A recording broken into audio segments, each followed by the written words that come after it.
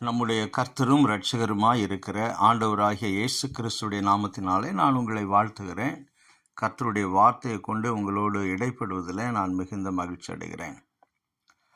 நான் சில ஆண்டுகளுக்கு முன்பாக, அதாவது கொரோனாவுக்கு முன்பு என்று நான் நினைக்கிறேன், 2018 என்று நான் நினைக்கிறேன், வழக்கம் போல என்னுடைய காலை நடைப்பயிற்சிக்கு போயிருந்தேன்.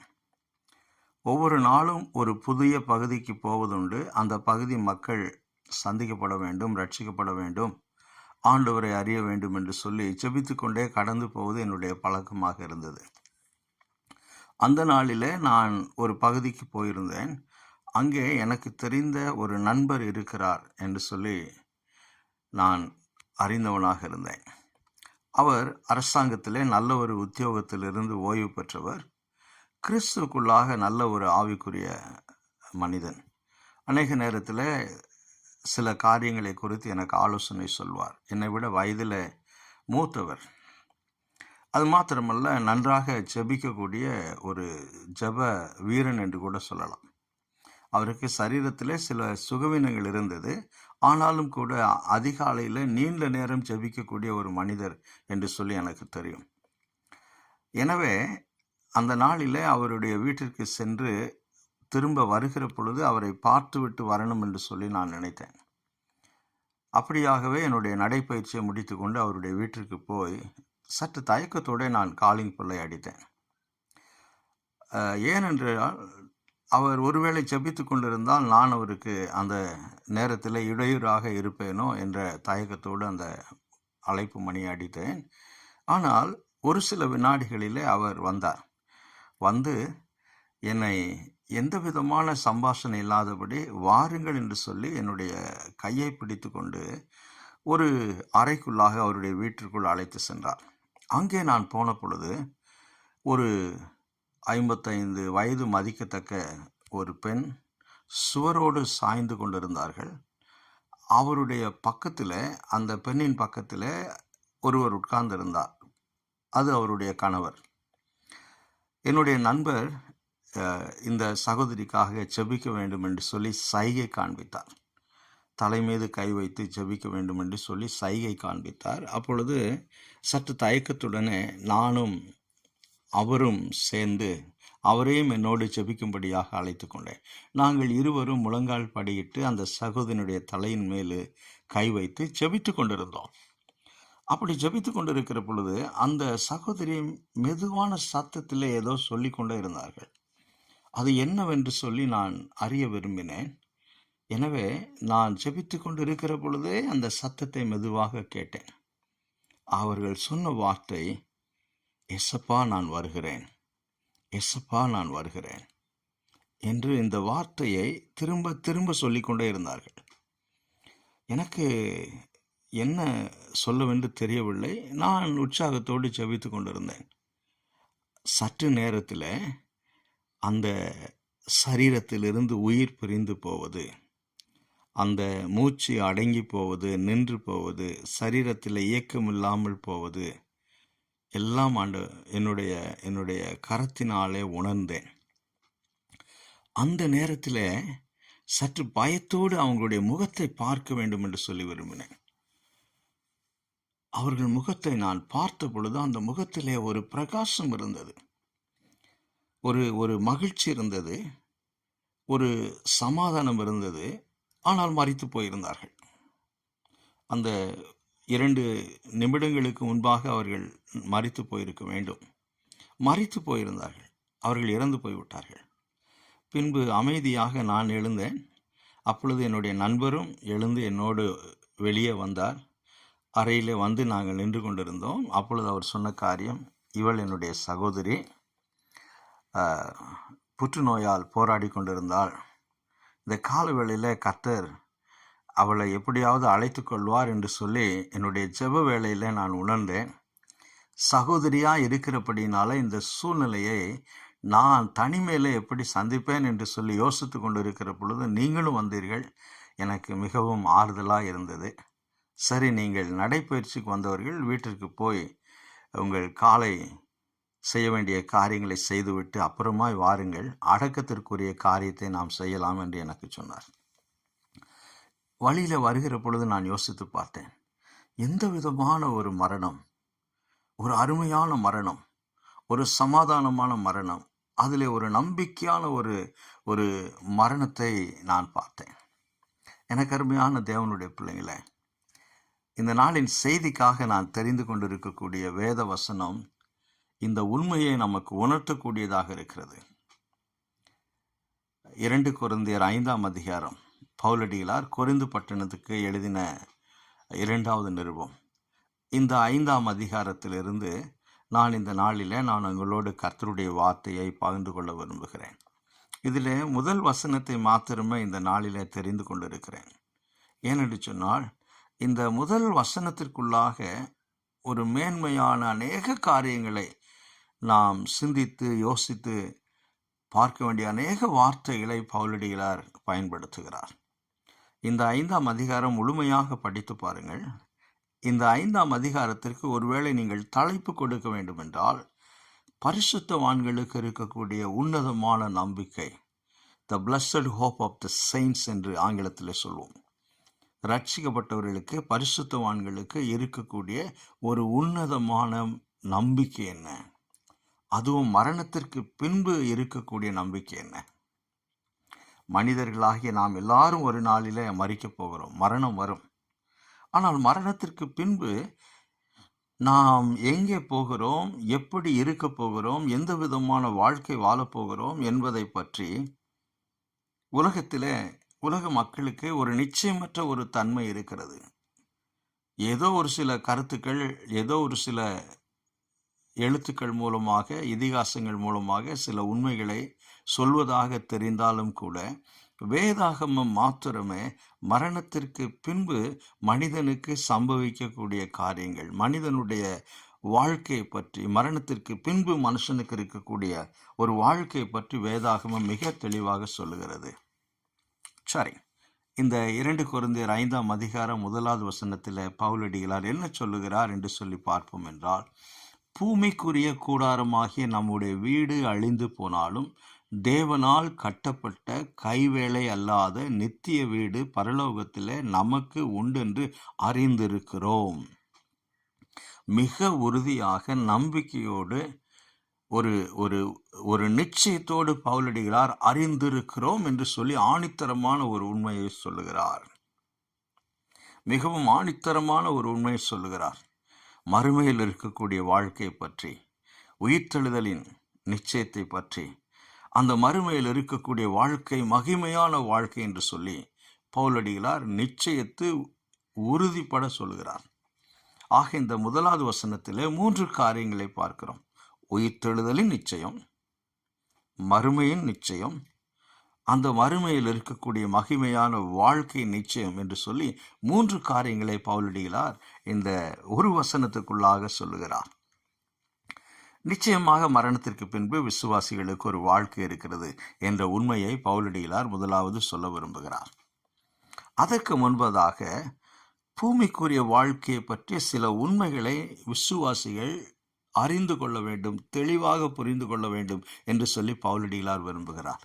எப்படி என்று சொன்னால், சரீரத்திலே நாம் வாழக்கூடிய இந்த வாழ்க்கையை பவுலடிகளார் கூடாரம் என்ற வார்த்தையை பயன்படுத்துகிறார். கூடாரம் என்று சொல்லுகிறார்.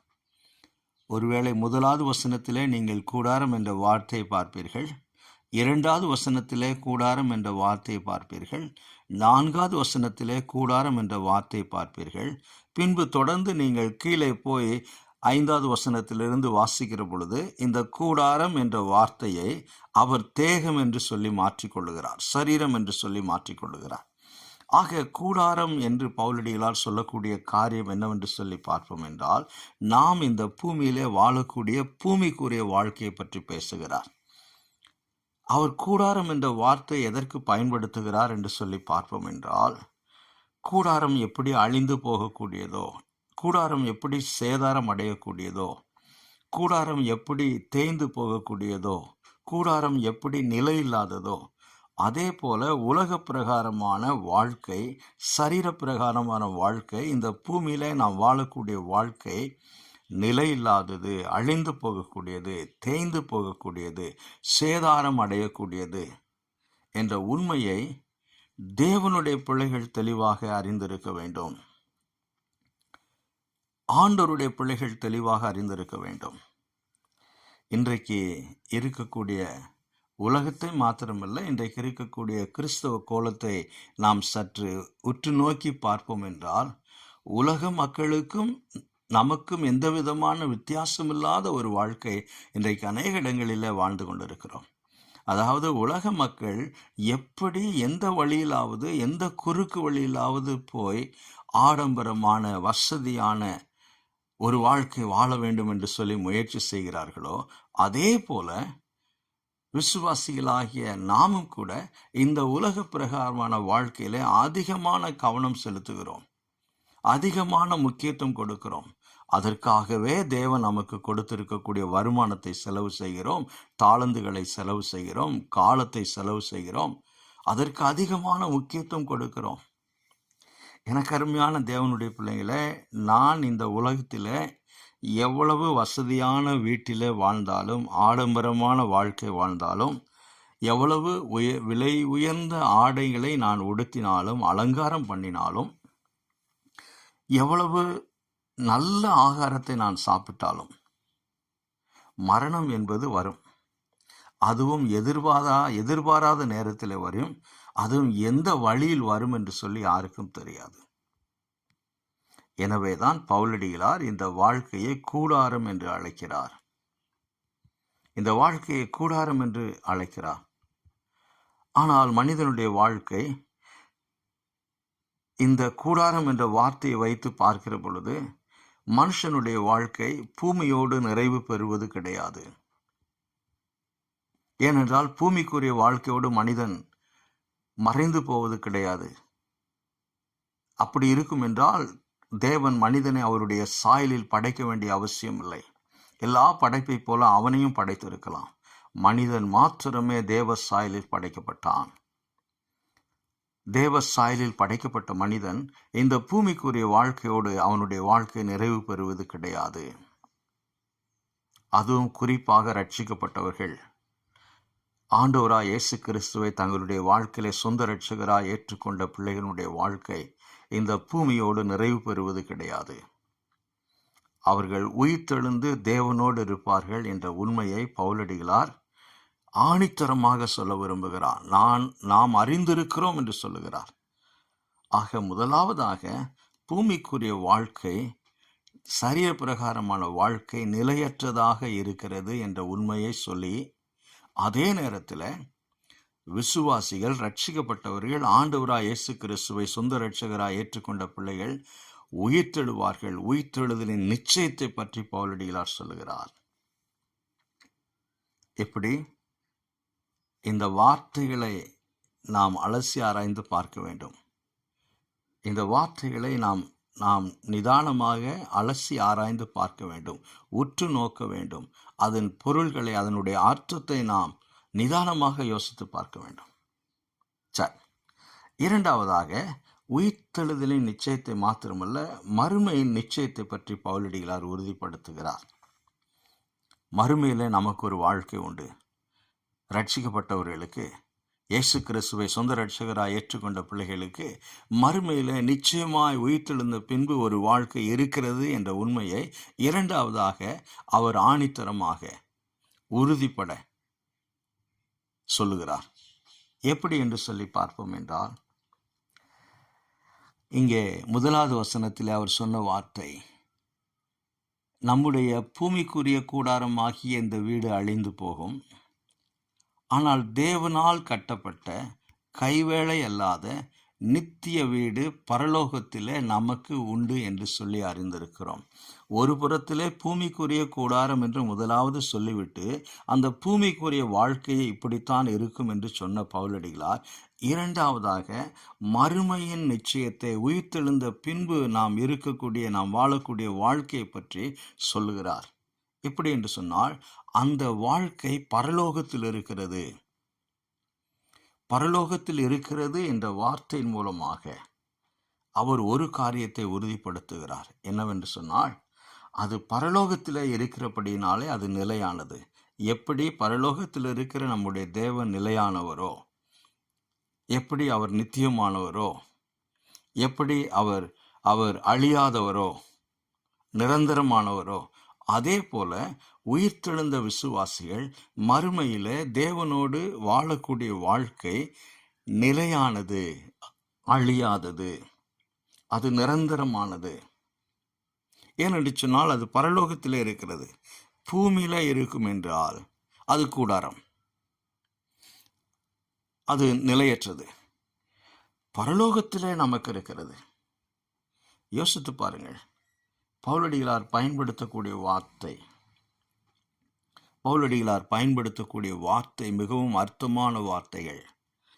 ஆக மறுமையின் நிச்சயத்தை பவுலடிகளார் உறுதிப்பட நமக்கு தெரிவிக்கிறார். பரலோகத்திலே நமக்கு இருக்கிறது என்று சொல்லி. சரி, மூன்றாவதாய் பார்க்கிற பொழுது மறுமையில் இருக்கக்கூடிய வாழ்க்கை மகிமையான வாழ்க்கை என்பதையும் உறுதிப்பட சொல்ல விரும்புகிறார். முதலாவது உயிர்த்தெழுதலின் நிச்சயத்தை பற்றி பேசினார். இரண்டாவதாக மறுமையின் நிச்சயத்தை பற்றி பேசுகிறார். மூன்றாவதாய் பார்க்கிற பொழுது இந்த வசனத்தில் அந்த மறுமையில் இருக்கக்கூடிய வாழ்க்கை மகிமையான வாழ்க்கை என்று சொல்லி அவர் சொல்லுகிறார். எப்படி? பூமிக்குரிய வாழ்க்கையை கூடாரம் என்று சொல்லும் பவுலடிகளார் மறுமைக்குரிய வாழ்க்கையை எப்படி அழைக்கிறார் என்று சொல்லி பார்க்கிற பொழுது அவர் சொல்லுகிற வார்த்தை தேவனால் கட்டப்பட்டது. ஆக மறுமையில விசுவாசிகள் வாழக்கூடிய வாழ்க்கை, உயிர்த்தெழுந்த பிறகு விசுவாசிகள் தேவனோடு வாழக்கூடிய அந்த வாழ்க்கை தேவனால் கட்டப்பட்டது என்று சொல்லுகிற பொழுது அது தேவனால் நிர்ணயிக்கப்பட்டது, தேவனால் ஒழுங்குபடுத்தப்பட்டது, தேவனால் ஆயத்தப்படுத்தப்பட்டிருக்கிறது.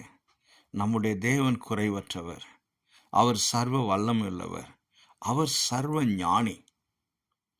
ஆக தேவனால் கட்டப்பட்டிருக்கக்கூடிய அந்த மறுமையில் இருக்கக்கூடிய வாழ்க்கை மகிமையானதாக இருக்க வேண்டும், குறைவற்றதாக இருக்க வேண்டும், அது மகிழ்ச்சியானதாக இருக்க வேண்டும், அது சந்தோஷமானதாக இருக்க வேண்டும், அது நிரந்தரமான ஒன்றாக இருக்க வேண்டும்.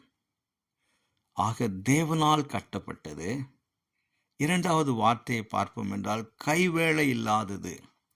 அப்படி என்று சொன்னால் மனிதர்களுடைய கைகளால் கட்டப்படுகிற எந்த காரியமாக இருந்தாலும் சரி, அது எவ்வளவு பெரிய மேன்மையான காரியமாக இருந்தாலும் சரி, எவ்வளவு ஒருவேளை நாம் மாம்சத்துக்குரிய கண்களிலே பார்க்கிற பொழுது எவ்வளவு மகிமையாய் காட்சியளிக்கக்கூடியதாக இருந்தாலும் சரி, அதற்கு ஒரு நாளிலே முடிவு உண்டு,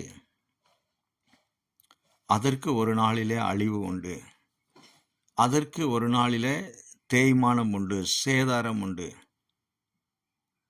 இன்றைக்கு ஒரு நிலநடுக்கம், பயங்கரமான நிலநடுக்கம் வறுமை என்றால் எவ்வளவு பெரிய கட்டடங்கள் கூட சில நிமிடங்களில் அது இடிந்து தரைமட்டமாகி விடுகிறது. அல்லது ஏதாவது நாச வேலை செய்து யாராவது குண்டு வைப்பார்கள் என்றால் அது எவ்வளவு பெரிய கட்டிடமாக இருந்தாலும் சரி, எத்தனை ஆண்டுகள் கட்டப்பட்ட கட்டிடமாக இருந்தாலும் சரி, எவ்வளவு பணத்தை செலவு செய்து கட்டின கட்டிடமாக இருந்தாலும் சரி, அந்த கட்டிடம் எரிந்து தரைமட்டமாகும். அதற்கு நல்ல உதாரணம் அமெரிக்க தேசத்தில் இடிக்கப்பட்ட இரட்டை கோபுரம். எவ்வளவு பெரிய கோபுரம், எவ்வளவு பொருள் செலவில் கட்டப்பட்டது, எவ்வளவு அழகான ஒரு தோற்றமுடையதாக அது இருந்தது. ஆனால் சில நிமிடங்களில் அது சரிந்து இடிந்து விழுந்தது. இதுதான் மனிதர்களுடைய கைகளினால் கட்டப்படுகிற காரியங்கள். அதை கருத்தில் கொண்டுதான் பவுலடிகளார் சொல்லுகிறார். ஏனென்று சொன்னால் விசுவாசிகள் மறுமையை கருத்தில் கொண்டு வாழ வேண்டும், மறுமையில் இருக்கக்கூடிய மகிமையான வாழ்க்கையை கருத்தில் கொண்டு வாழ வேண்டும். பூமியில் நமக்கு அநேக போராட்டங்கள் உண்டு, அநேக கஷ்டங்கள் உண்டு, அநேக வேதனைகள் உண்டு. சிலர் வறுமையினாலே போராடுகிறார்கள், சிலர் வியாதினாலே போராடுகிறார்கள், சிலர் ஏதோ ஒரு குடும்பத்தில் இருக்கக்கூடிய பிரச்சனைகளினால் போராடுகிறார்கள், வெளியே சொல்ல முடியாத கஷ்டத்தினாலே போராடுகிறார்கள், சிலர் வெளியே சொல்வதை பார்க்கிறோம். ஆனால் ஒவ்வொரு மனுஷனுடைய வாழ்க்கைக்குள்ளாகவும், இந்த பூமியில் வாழக்கூடிய ஒவ்வொரு மனுஷனுடைய வாழ்க்கைக்குள்ளாகவும் காயங்கள் உண்டு, ரணங்கள் உண்டு, வேதனைகள் உண்டு, கசப்பான அனுபவங்கள் உண்டு, இழப்புகள் உண்டு. அதுவும் குறிப்பாக இந்த கொரோனா டைமில் எத்தனை பேர் மரித்து போனார்கள். நாங்கள் வழக்கமாக மாதத்துக்கு ஒரு முறை வீட்டை சுத்தப்படுத்துவது உண்டு. இந்த முறை சற்று அதிகமாகவே கடந்து போய் ஒவ்வொரு அறையாக சுத்தப்படுத்தி கொண்டிருக்கிறோம். அப்படி சுத்தப்படுத்துகிற பொழுது சில பழைய ஃபோட்டோக்கள் கிடைத்தது. அதை எடுத்து நான் உட்கார்ந்து சற்று நேரம் செலவு செய்து திரும்பி பார்த்தேன். 20 ஆண்டுகள் 30 ஆண்டுகளுக்கு முன்பாக எடுக்கப்பட்ட ஃபோட்டோக்கள். அப்படி ஒவ்வொரு பகுதியாய் ஒவ்வொரு ஃபோட்டோவையும் நான் பார்க்கிற பொழுது அதில் உற்று பார்ப்பேன். நம்மோடு இருந்தவர்கள் எத்தனை பேர் இன்றைக்கு இருக்கிறார்கள், எத்தனை பேர் இறந்து போனார்கள் என்று சொல்லி. நான் சமீபத்தில் பார்த்த ஒரு ஃபோட்டோவில் 2 வாலிப பிள்ளைகளை பார்த்தேன். அந்த 2 வாலிப பிள்ளைகளுமே இந்த கொரோனா காலத்தில் 10 நாள் இடைவெளியில் முதலாவது அண்ணன், 2வது தம்பி என்று சொல்லி அந்த 2 வாலிப பிள்ளைகளுமே இறந்து போனார்கள். அவர்களுடைய ஃபோட்டோவை நான் பார்த்தேன். அந்த 2 வாலிப பசங்களும் இந்த பூமியில் இருக்கிற பொழுது நன்றாக சரீரம் உடையவர்கள். அதில் தம்பி எப்பொழுது பார்த்தாலும் உடற்பயிற்சி செய்யக்கூடியவன், தன்னுடைய சரீரத்தை ஆரோக்கியமாக கம்பீரமாக வைத்திருந்தவன். அண்ணனை விட தம்பி மிக ஆரோக்கியமாக கம்பீரமாக வைத்திருந்த ஒரு வாலிப தம்பி. அவர்கள் இருவரையும் நான் சிறு வயதிலிருந்தே பார்த்திருக்கிறேன். ஆனால் இந்த கொரோனா என்று சொல்லக்கூடிய இந்த கொடிய நோய் 10 நாள் இடைவெளியில் 2 பேரையும் எடுத்துக்கொண்டு போய்விட்டது. யோசித்து பாருங்கள், நம்முடைய பூமிக்குரிய வாழ்க்கை எவ்வளவு நிலையற்றது. அதை உணர்த்துவதற்காகத்தான் பவுலடிகளார் சொல்லுகிறார், பரலோகத்திலே நமக்கு இருக்கக்கூடிய வாழ்க்கை கைவேளை அல்லாதது.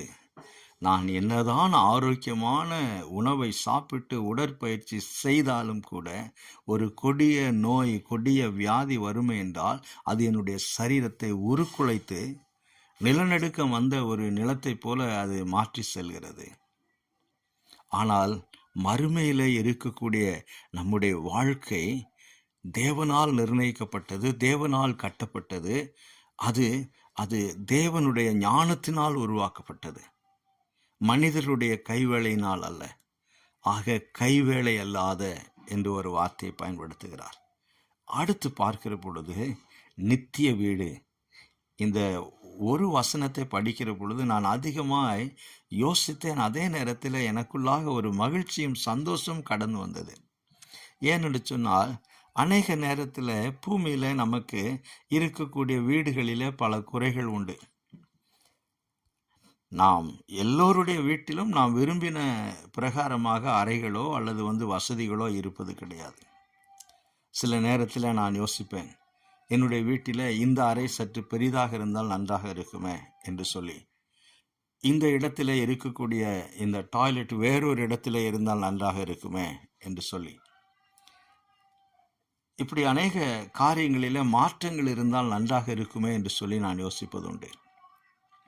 முதல் மாடியில் ஒரு அறை, ஓய்வெடுப்பதற்கு ஒரு அறை, அங்கே சிறியதாக ஒரு சமையல் அறை இருக்கும் என்றால் சமைத்து சாப்பிட்டு அங்கே படுத்து ஓய்வெடுக்கலாம், அங்கே அதிக நேரம் ஜெபம் பண்ணலாம், தேவனோடு இருக்கலாம் என்று சொல்லி நான் யோசிப்பதுண்டு. இப்படி நம்முடைய பூமிக்குரிய வீட்டில் பல குறைகள் இருக்கிறது, பலவிதமான குறைபாடுகள் அங்கே இருக்கிறது. ஆனால் நம்முடைய நித்திய வீடு அது மகிமையான வீடு, அங்கே எந்த விதமான குறையும் இருக்காது என்று சொல்லி நான் நிச்சயமாக உணர்கிறேன். ஏனென்று சொன்னால் பவுலடிகளார் சொல்லுகிறார், அது நித்திய வீடு. மூன்றாவதாய் பார்க்கிற பொழுது அது பரலோகத்திலே இருக்கிறது. ஸோ முதலாவது சொன்னார் தேவனால் கட்டப்பட்ட வீடு, இரண்டாவதாக சொன்னார் அது மனிதர்களுடைய கைகளினால் கட்டப்படாத வீடு, மூன்றாவதாக சொன்னார் அது நித்திய வீடு, நான்காவதாக அது பரலோகத்திலே இருக்கிறது என்று சொல்லி பவுலடிகளார் சொல்லுகிறார். ஆக 3 காரியத்தை இந்த வசனத்தில், ஒரு வசனத்திலே பவுலடிகளார் சொல்லுகிறார். உயிர்த்தெழுதலின் நிச்சயம் முதலாவதாக, இரண்டாவதாய் பார்க்கிற பொழுது மறுமையின் நிச்சயம், மூன்றாவதாய் பார்க்கிற பொழுது அந்த மறுமையில் இருக்கக்கூடிய மகிமையான வாழ்க்கை நிச்சயத்தை பற்றி சொல்லுகிறார். எனக்கு அருமையான தேவனுடைய பிள்ளைகளை, நமக்கு கிறிஸ்தவர்களாகிய நமக்கு, ஆண்டவரை தேவனுடைய வார்த்தையை அறிந்திருக்கிற நமக்கு, விசுவாசிகளாகிய நமக்கு எவ்வளவு ஒரு மேன்மையான திட்டத்தை தேவன் தீட்டியிருக்கிறார், ஆயத்தப்படுத்தி இருக்கிறார். எனக்கு டக்கென்று ஞாபகம் வர மாட்டேங்கிறது. அதுவும் இந்த ஸ்ட்ரோக் அப்புறமாக எனக்கு கொஞ்சம் ஞாபகம் மறதி இருக்கிறது. ஒரு சங்கீதத்தில் சங்கீதக்காரன் தாவீது சொல்வான், கர்த்தாவே, நீர் எங்களுக்காக ஆயத்தப்படுத்தி வைத்திருக்கிற அந்த மேன்மையான காரியம் எந்த மனிதனுக்கும் தோன்றவில்லை, மனித ஞானத்தினால் அது தோன்றப்படவில்லை, உருவாக்கப்படவில்லை. உம்முடைய ஆலோசனைகள், எங்களுக்காக நீர் செய்திருக்கிற வைத்திருக்கிற ஆலோசனைகள் எவ்வளவு பெரியது என்று சங்கீதக்காரன் தாவீது சொல்வான். எனக்கு அருமையான தேவனுடைய பிள்ளைங்களே, நமக்காக, பலவீனம் உள்ள மனிதர்களாகிய நமக்காக, கீழ்ப்படியாத மனிதர்களாகிய நமக்காக, குறைபாடு உள்ள மனிதர்களாகிய நமக்காக, ரோமர் 5ஆம் அதிகாரத்தில் பவுலடிகளார் சொல்லுகிறாரே, அக்கிரமக்காரர்களும் பாவிகளுமாய் இருக்கிற நமக்காக பரலோகத்தில் இவ்வளவு மேன்மையான ஒரு மறுமையை, மகிமையான ஒரு வாழ்க்கையை தேவன் நமக்காக ஆயத்தப்படுத்தி இருக்கிறார். இந்த 5ஆம் அதிகாரத்தை தொடர்ந்து படித்து பாருங்கள். இதிலே உயிர்த்தெழுதலின் மேன்மையை பற்றி, மறுமையின் மேன்மையை பற்றி, அந்த மறுமையில் இருக்கக்கூடிய வாழ்க்கையின் மேன்மையை பற்றி, நாம் ஆண்டவராய் இயேசு கிறிஸ்துவோடு இருக்கிற பொழுது நமக்கு கொடுக்கப்பட இருக்கிற அந்த மகிமையின் சரீரத்தை பற்றி பல ரகசியமான காரியங்களை இந்த ஒரே ஒரு அதிகாரத்துக்குள்ளாக பவுலடிகளார் எழுதுகிறார். இதை நீங்கள் வாசித்து இதில் நேரம் செலவு செய்து இந்த வசனத்தை நீங்கள் புரிந்து கொள்ள வேண்டும் என்று சொல்லி விரும்புகிறேன். ஏனென்று சொன்னால், இது உயிர்த்தெழுதலின் மேன்மையை பற்றி பேசுகிறது. 2 அதிகாரங்கள் வேதாகமத்திலே நமக்கு மிக முக்கியமானது. எபிரேயர்கள் நிருபத்திலே 11ஆம் அதிகாரம் மிக மிக முக்கியமானது. அதற்கு அடுத்து இந்த அதிகாரம். அங்கே எபிரேயர்கள் நிருபம் 11ஆம் அதிகாரத்தில் விசுவாச வீரர்களின் வாழ்க்கையை பட்டியலிட்டு பவுலடிகளார் அந்த நிருபத்தை எழுதின ஆக்கியோன் சொல்கிறான். யாரெல்லாம் விசுவாசத்தை மையமாய் வைத்து வாழ்ந்தார்கள். ஏன் இந்த நேரத்தில் அந்த அதிகாரத்துக்குள்ளாக கடந்து போகிறேன் என்று சொன்னால், அங்கே குறிப்பிடப்பட்டிருக்கிற நபர்கள் எல்லாருமே ஆபேலில் துவங்கி அங்கே குறிப்பிடப்பட்டிருக்கிற எல்லோருமே ஆபிரகாமாக இருந்தாலும் சரி, ஈசாக்காக இருந்தாலும் சரி, யாக்கோபாக இருந்தாலும் சரி, யோசேப்பாக இருந்தாலும் சரி, மோசேயாக இருந்தாலும் சரி, கிதியோனாக இருந்தாலும் சரி, நோவாவாக இருந்தாலும் சரி, அங்கே குறிப்பிடப்பட்டிருக்கிற எல்லோருமே நித்தியத்தை கருத்தில் கொண்டு வாழ்ந்தார்கள். நான் அதை பற்றி யோசிக்கிற பொழுது எனக்கு மிகுந்த ஆச்சரியமாக இருக்கும். ஏனென்று சொன்னால், அந்த நாட்களில் வேதாகம் எழுதப்படவில்லை. ஆபிரகாமின் நாட்களில் வேதாகம் எழுதப்படவில்லை. ஈசாக்குடைய நாட்களில் தேவனுடைய திட்டங்கள் முழுமையாக வெளிப்படுத்தப்படவில்லை. மோசேனுடைய நாட்களில் உயிர்த்தெழுதலை பற்றி எந்த அளவுக்கு மோசேக்கு ஞானம் இருந்தது என்று சொல்லி எனக்கு தெரியாது. நான் யோபனுடைய புத்தகத்தை படிக்கிற பொழுது மிகுந்த ஆச்சரியப்படுவேன். ஏனென்று சொன்னால், உபத்திரத்தின் மத்தியில், இழப்புகளின் மத்தியில், வியாதியின் மத்தியில், துன்பத்தின் உச்சகட்டத்தில், வேதனையோடு, சரீரத்தில் உச்சம் தலையிலிருந்து உள்ளங்கால்கள் வரைக்கும் வேதனையோடு யோபு உட்கார்ந்திருக்கிற பொழுது சொல்கிற வார்த்தை தான், என் மீட்பர் உயிரோடு இருக்கிறார், அவர் கடைசி நாளிலே பூமியின் மேல் நிற்பார் என்று சொல்லி நான் அறிந்திருக்கிறேன். என் மாம்சம் முதலானவைகள் அழுகி போனாலும் அந்நிய கண்கள் அல்ல, என் கண்களே அதை பார்க்கும் என்று சொல்லுகிறார்.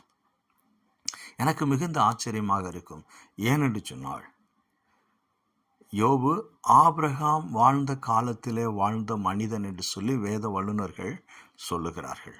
ஏதோ ஒரு காரணத்திற்காக யோபுனுடைய புத்தகம் நமக்கு அங்கே இருக்கிறது.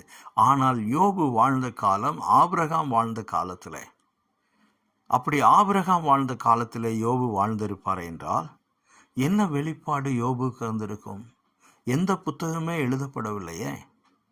தேவனுடைய ரகசியங்கள், மகத்துவங்கள், அதுவும் குறிப்பாக உயிர்த்தெழுதலை பற்றி, மறுமையை பற்றி, மறுமையில் இருக்கக்கூடிய வாழ்க்கை பற்றி, அதனுடைய மகிமை பற்றி எந்த விதமான வெளிப்பாடுமே யோபுக்கு கிடைத்திருக்க வாய்ப்பில்லையே. அப்படி இருந்தும் அவ்வளவு நம்பிக்கையோடு இங்கே பவுலடிகளார் எப்படி சொல்கிறாரோ, பரலோகத்திலே நமக்கு தேவனால் கட்டப்பட்ட ஒரு நித்திய வீடு, நித்திய வாழ்க்கை இருக்கிறது என்று உண்டென்று அறிந்திருக்கிறோம் என்று சொல்லி எப்படி உறுதிப்பட சொல்லுகிறாரோ அதே போலத்தான் யோபு அங்கே சொல்லுவார். என் மீட்பர் உயிரோடு இருக்கிறார், அவர் கடைசி நாளிலே பூமியின் மேல் நிற்பார், இருக்கிறார், நிற்பார் என்று நான் அறிந்திருக்கிறேன். இங்கே பவுலடிகளார் சொல்லுகிறாரே. ஆக நான் பவுலா யோபுவா என்று சொல்லி நான் என் மனதுக்குள்ளாக நான் 2 பேரையும் சீர்தூக்கி பார்க்கிற பொழுது எனக்கு யோபு மீது அதிக கனம் மரியாதை வருகிறது. ஏனென்று சொன்னால் பவுலடிகளார் நியாயப்பிரமாணத்தை படித்த ஒரு பரிசேயன், வேதாகமத்தை நன்கு படித்து அறிந்த ஒரு மனிதன், ஆண்டவராய் இயேசு கிறிஸ்துவை சந்தித்த ஒரு மனிதன், அப்போஸ்தலன். சபையின் ரகசியங்கள் மற்றும் அநேக மூல உபதேசங்கள் பவுல் அப்போஸ்தலனுக்கு தேவனால் வெளிப்படுத்தப்பட்டது. ஸோ அந்த மனிதன் நான் அறிந்திருக்கிறேன் என்று சொல்வதற்கும் எந்த விதமான வெளிப்பாடு இல்லாத காலகட்டத்திலே வாழ்ந்த யோபு சொல்வதற்கும் எவ்வளவு வித்தியாசம் உண்டு. எனக்கு அருமையான தேவனுடைய பிள்ளைங்களை, இந்த கால வேளையில் இதையே நான் சொல்லி கொண்டிருக்கிறேன் என்றால், முழுமையான வெளிப்பாடாகிய வேத புத்தகம் நம்முடைய கரத்திலே இருக்கிறது. உயிர்த்தெழுதலின் நிச்சயத்தை பற்றி, மறுமையில் இருக்கக்கூடிய வாழ்க்கை பற்றி, அந்த மறுமையில் இருக்கக்கூடிய வாழ்க்கை மகிமையானது என்பதை பற்றி நமக்கு அநேக வெளிப்பாடுகள், பரலோகத்தை பற்றி, புதிய வானம், புதிய பூமி, நித்திய ஜீவன், ஆண்டவராய் இயேசு கிறிஸ்துவினுடைய 2ஆம் வருகை, 1000 வருட அரசாட்சி, இப்படி அநேக உண்மைகள் எவைகளெல்லாம் மனிதனுக்கு வெளிப்படுத்தப்பட வேண்டுமோ அந்த உண்மைகள் எல்லாம் வெளிப்படுத்தப்பட்டு நிறைவு பெறப்பட்ட ஒரு வேதாகமம் நம்முடைய கரத்தில் இருக்கிறது. ஆனால் இன்றைக்கு அநேக கிறிஸ்தவருடைய வாழ்க்கை பூமிக்குரிய காரியங்கள் மீது, இந்த பூமிக்குரிய வாழ்க்கை தான் நிலையானது என்பதற்காக, பொருளாசைக்காக, பண ஆசைக்காக, உலக பிரகாரமான பதவிக்காக, உலக பிரகாரமான வசதியான வாழ்க்கைக்காக எதை வேணாலும் செய்வதற்கும், தேடுவதற்கும், காலங்களையும் நேரங்களையும் செலவு செய்வதற்கும் இன்றைக்கு கிறிஸ்தவர்கள் அநேகர் ஓடிக்கொண்டிருக்கிறார்கள். உலக மனிதனிடத்திலே இருக்கக்கூடிய எல்லா விதமான வசதிகளும் என்னிடத்திலும் இருக்க வேண்டும், எனக்கும் வேண்டும் என்ற ஒரு ஆசையோடு, ஏன் வெறியோடு இன்றைக்கு அநேக கிறிஸ்தவர்கள் ஓடிக்கொண்டிருக்கிறார்கள். ஒரு ஊழியக்காரர் சொல்லுகிறார், நமக்கு எல்லாருக்கும் தனி விமானம் வேண்டும், ஏரோப்ளேன் வேண்டும், ஹெலிகாப்டர் வேண்டும் என்று சொல்லி. இந்த பூமிக்குரிய வாழ்க்கை கூடாரம் என்று சொல்லி பவுலடிகளார் சொல்லுகிறார். யோசித்து பாருங்கள், சிந்தித்து பாருங்கள். எனக்கு அருமையான தேவனுடைய பிள்ளைங்களே, நாம் எவ்வளவு நாட்கள் இந்த பூமியில் வாழ்ந்தோம் என்பது பொருள் அல்ல. ஆனால் மறுமையிலே நாம் என்ன செய்ய போகிறோம், மறுமையிலே நாம் எங்கே இருக்க போகிறோம், நம்முடைய மறுமை எங்கே செலவு செய்ய போகிறோம், ஏனென்று சொன்னால் அது நித்தியமானது, நிரந்தரமானது, நிலையானது, முடிவில்லாதது, அது மகிமையானது.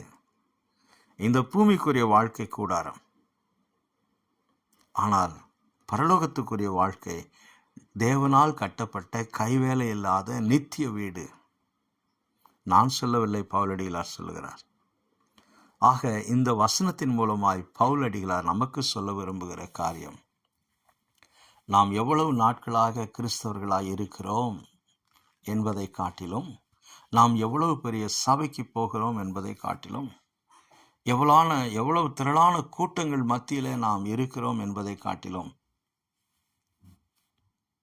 உயிர்த்தெழுவோம் என்ற நிச்சயத்தோடு இருக்கிறோமா? அந்த நிச்சயம் இல்லாமல் யோபுவை போல என் மீட்பர் உயிரோடு இருக்கிறார், அவர் கடைசி நாளிலே பூமியின் மேல் நிற்பார் என்று சொல்லி நான் அறிந்திருக்கிறேன் என்று சொல்லக்கூடிய அந்த தைரியம் இல்லாமல், அந்த உறுதி இல்லாமல், ஏனோ தானோ என்று சொல்லி பேருக்காக ஏதோ ஒரு சபைக்கு போனோம், ஏதோ ஞாயிற்றுக்கிழமை ஏதோ ஒரு ஆராதனையில் உட்கார்ந்திருந்தோம் என்று வளர்ச்சி அடையாமல், வேத வசனத்திலே முதிர்ச்சி அடையாமல், ஒரு பாரம்பரியமான ஒரு வாழ்க்கை வாழ்ந்து கொண்டு உயிர்த்தெழுதலின் நிச்சயம் இல்லாமல் இருப்போம் என்றால் இந்த பூமிக்குரிய வாழ்க்கையோடு நம்முடைய வாழ்க்கை முடிந்து போய்விடும். நம்முடைய வாழ்க்கை முடிந்து போய்விடும். எனவே முதலாவதாக ஆண்டவராய் இயேசு கிறிஸ்துவை அறிந்திருக்கிறோம் என்று சொல்லக்கூடிய ஒவ்வொருவரும் உயிர்த்தெழுவோம் என்ற நிச்சயத்தை உறுதிப்படுத்திக் கொள்ள வேண்டும். ஒன்று.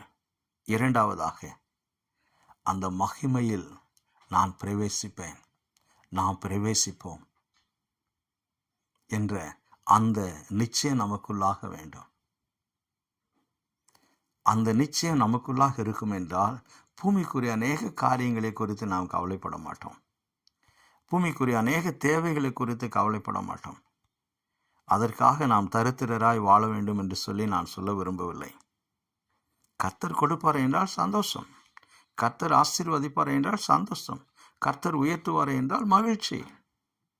உண்ண உணவு வேண்டும், உடுத்த உடை வேண்டும், தலை சாக்கி இடம் வேண்டும். இவைகள் எல்லாம் பூமியிலே நாம் வாழுகிற பொழுது நமக்கு அத்தியாவசியமான தேவைகள். இவைகளை நான் மறுக்கவில்லை. ஆனால் மிக ஆடம்பரமான வாழ்க்கைக்காக இந்த மேன்மையான ஸ்லாக்கியங்களை நாம் மறந்து போகக்கூடாது. ஆக மறுமையில பிரவேசிப்போம் என்ற நிச்சயம் நமக்குள்ளாக வேண்டும். மூன்றாவதாய் பார்க்கிற பொழுது இந்த மறுமையில் இருக்கக்கூடிய வாழ்க்கை மிக மிக மேன்மையான வாழ்க்கை, மகிமையான வாழ்க்கை, உன்னதமான வாழ்க்கை. இதை வாயின் வார்த்தையினாலே விவரித்து முழுமையாய் சொல்ல முடியாது. எனவே அதை இழந்து போகவும் கூடாதபடி அதன் மீது நம்முடைய கவனம் இருக்க வேண்டும். எனவே தான் பவுலடிகளார் கொலைசியர்கள் நிருபத்திலே 3ஆம் அதிகாரத்தில் நீங்கள் கிறிஸ்துவுடனே கூட எழுந்ததுண்டானால் கிறிஸ்து பிதாவின் வலது பாரிசத்தில் இருக்கக்கூடிய இடத்தில் உள்ள மேலானவைகளை நாடுங்கள், பூமிக்குரியவர்கள் அல்ல என்று சொல்லுகிறார். ஏனென்று சொன்னால் பூமிக்குரிய வாழ்க்கை கூடாரம், பரலோகத்தில் இருக்கக்கூடிய வாழ்க்கை நித்திய வீடு.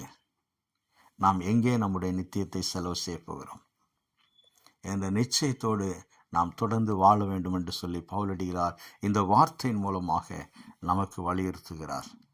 அந்த நித்தியமான, அந்த மகிமையான, அந்த மறுமைக்குரிய, அந்த உயிர்த்தெழுந்த அந்த உன்னதமான வாழ்க்கையை நாம் பெற்று ருசிக்க வேண்டும் என்றால் ஆண்டவராய் இயேசு கிறிஸ்துவை நம்முடைய வாழ்க்கையிலே சொந்த இரட்சகராய் ஏற்றுக்கொண்ட அனுபவத்தோடு நாம் இருக்க வேண்டும். ரட்சிக்கப்பட்ட அனுபவத்தோடு நாம் இருக்க வேண்டும். இந்த 3 உன்னதமான ஆசீர்வாதத்திற்கு அஸ்திவாரமே ஆண்டவராய் இயேசு கிறிஸ்துவும் அவர் சிலுவையில் சிந்தின இரத்தமுமே. இந்த உண்மைகளை அறிவோம், இந்த மேன்மையான ஸ்லாக்கியங்களை பெற்றுக்கொள்வோம். கர்த்தர் இந்த வார்த்தையை கொண்டு நம்மை ஆசீர்வதிப்பாராக, நம்மோடு பேசுவாராக. ஆமென்.